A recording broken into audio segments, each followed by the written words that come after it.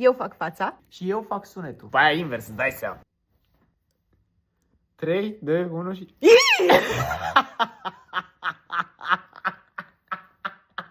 Cum? Ești pregătit? Da. 3, 2, 1.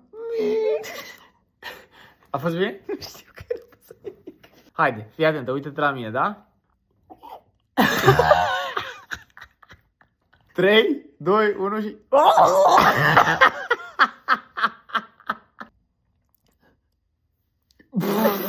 Crezi că dacă o să mă văd și nu-mi place cum am strâmb banii și te las să le pui.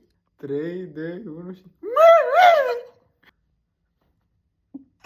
3, 2, 1 și...